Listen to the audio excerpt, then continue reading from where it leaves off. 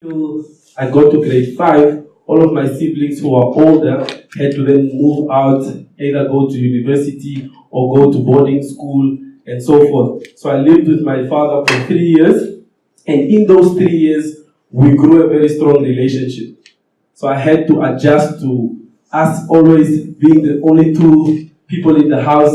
Always, I caused a lot of trouble as a young kid. I used to disappear from home and so forth and so forth. And during that time, I really developed an attitude that was quite rebellious, and almost so that my dad was ready to ship me off to the village to a boarding school where I had to then grow up and decide to change my life.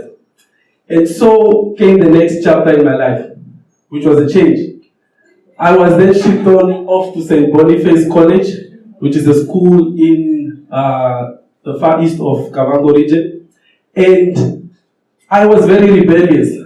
I myself am Catholic, but I was an iconoclast to the idea of moving to a Catholic school.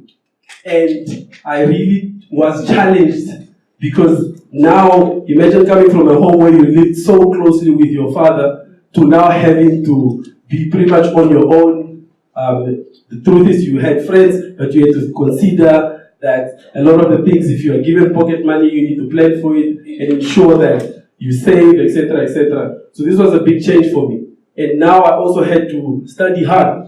The school was really challenging, and the biggest or the coolest people at the school were the people with the highest marks.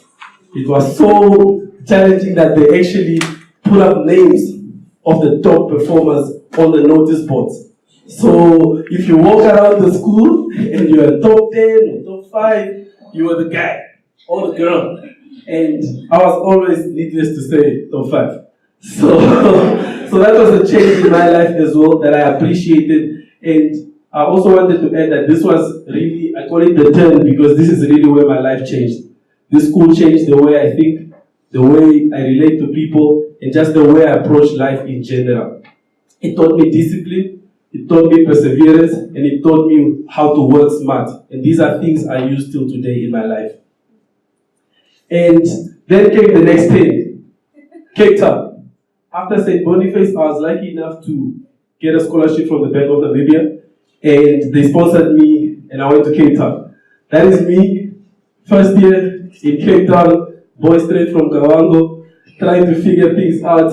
And you can imagine, new country, new language, new people. I'm literally from a village school. It's not even an exaggeration. I literally came from a village school to something like this. And there was quite a lot of adjusting that I had to do. And so I had to embrace it, and embrace it quick enough.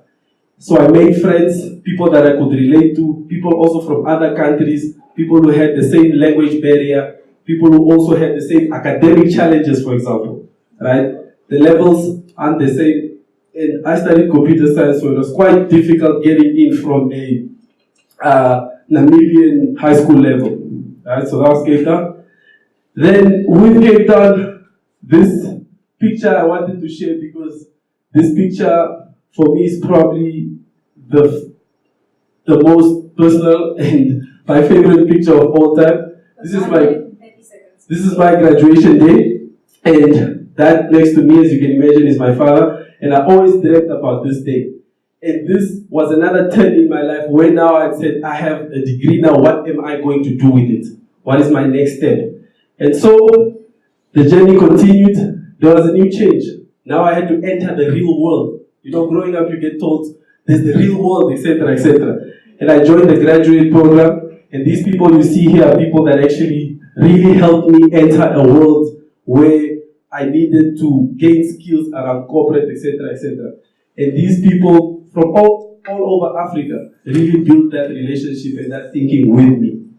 So after the graduate program, fast forward to where we are today, I got a new job and stuff, and this is again a new change for me. I now have people that report to me. I now have to manage a budget. I now have to think about strategy. I now have to do rigorous reporting, etc., etc. It's a whole new environment for me. These are things that I had to now adjust and change around myself and the way I do things as well.